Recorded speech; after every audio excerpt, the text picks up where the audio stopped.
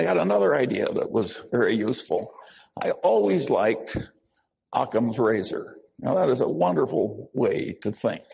You can argue that Einstein's whole career was just a marvelous demonstration of Occam's razor. E equals mc squared is a pretty damn simple idea, but think of the power of it. And then Einstein developed, some people say, a corollary, a counter-corollary to Occam's razor. This may be apocryphal because I've never seen it in any original source I trusted, but I've seen Einstein quoted with this observation over and over again. Everything should be made as simple as possible, but no more simple. Well, if Einstein didn't say it, he should have said it, because this is a very sound idea. I later developed a supplement to that corollary. And my supplement to Einstein's corollary was that, about Occam's razor, was in messy social science, if the result you're observing is a Lollapalooza, look for a confluence of multiple causes, multiple forces operating in the same direction. I got to that idea when I was trying to explain to myself how the Moonies were able to get some student to come out for a weekend in the country. And at the end of the weekend, the guy was a brainwashed zombie who was the slave of some megalomaniac nutcase for the rest of his paltry life. And this is obviously a Lollapalooza result. And so I looked in academia for an easy, correct answer to this, and of course I didn't find it. I finally stumbled across a popular book done by some psychiatrist founded by the Rockefellers, who had studied the last work of Pavlov. And Pavlov had had these dogs in these cages. And when the Leningrad flood came in 1920, it went right up to the dogs' noses, and they damn near drowned and died, but didn't, and the stress was perfectly horrible. And they'd all been conditioned to have these dog personalities, and when the waters receded, the personalities had reversed.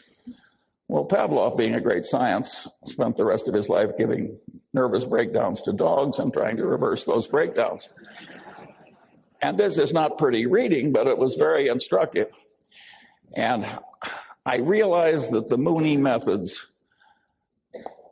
and the involvement of stress was clearly part of it.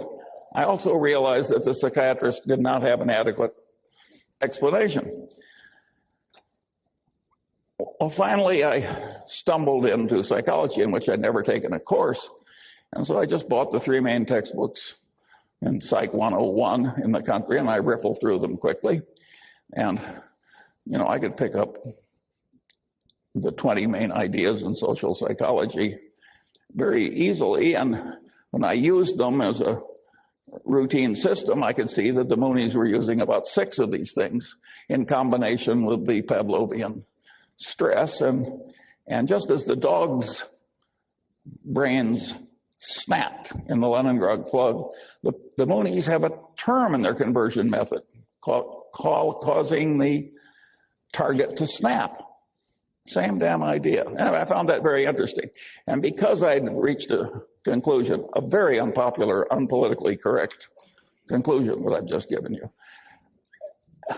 because it gets into religion's conversion is a tough subject.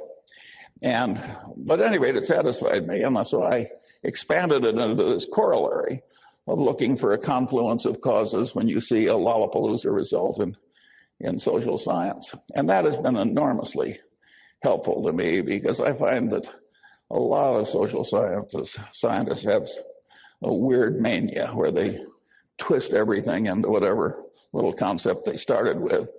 Again, it's that old saying, to a man with a hammer, every problem looks pretty much like a nail. And I have worked hard to avoid that problem. And of course, if you grab the big ideas in all the disciplines, by definition, you're a man with multiple tools. So you're less likely to commit the inanities of the people who twist every problem into being a nail.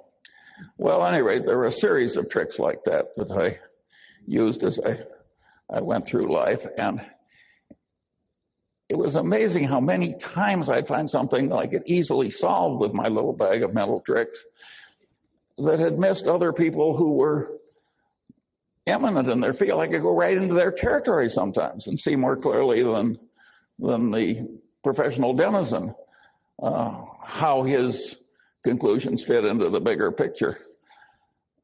Again, this is a very dangerous attitude to have in ordinary social discourse.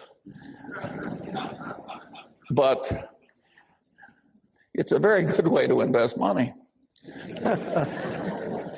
And at any rate, that's the kind of a peculiar man you have here tonight. And of course, I idolize Ben Franklin because I identify with him. Of course, he was so much more talented than I am. It's just a joke to make the comparison. But at least he was a totally self-educated man that wandered over a vast amount of territory and was pretty competent over the full range.